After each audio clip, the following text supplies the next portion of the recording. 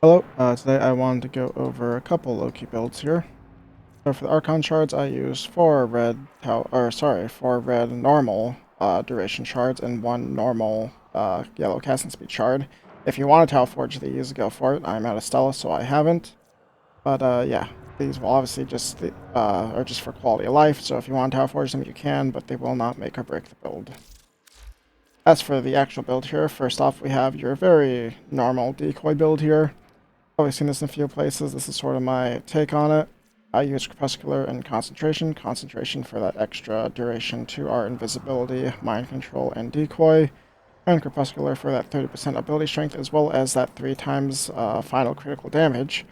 As with this build, while I do use, obviously, the mind control guy to fight, I also mainly use my Nell here to kill things alongside it. You can replace this with any damage or multi-shot mod. I recommend just putting Hornet Strike there.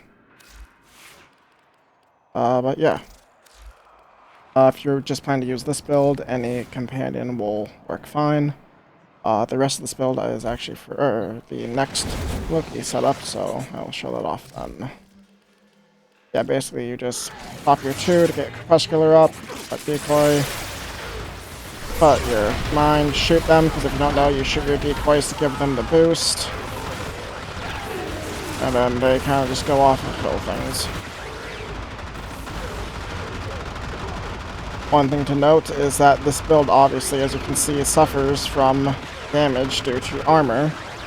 So if you can think of a way to get good armor on these guys, or armor strip, that would be good to have also. Yeah, if I pull out, I just can pull out my...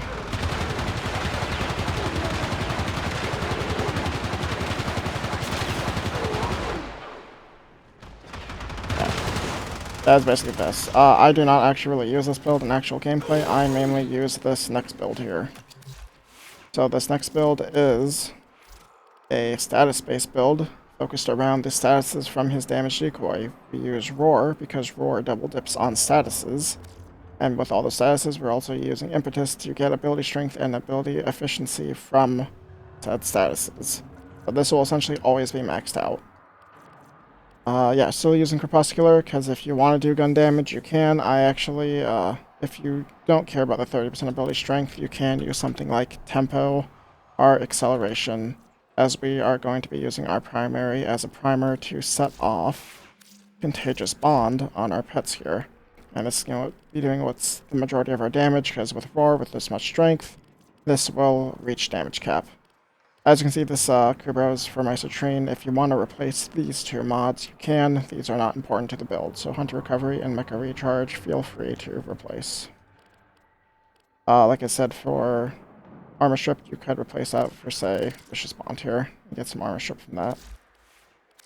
Here are the claws. I do recommend keeping Mecha Overdrive here, though, for the status chance from primary weapons. And this is very good if you are using a different primary weapon primer with a very high status chance. However, I'm using Bubonico because I'm not using anything else and might as well. This is the Bubonico. I believe this is Ninjaze's version of it. And then also, what I should mention is while this build is based on using Roar to boost statuses, it also boosts weapons.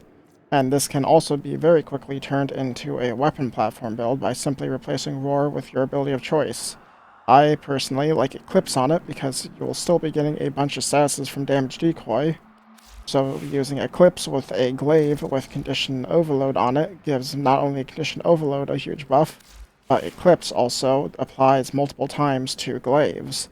So you will be doing a lot of damage with glaives with Eclipse on them.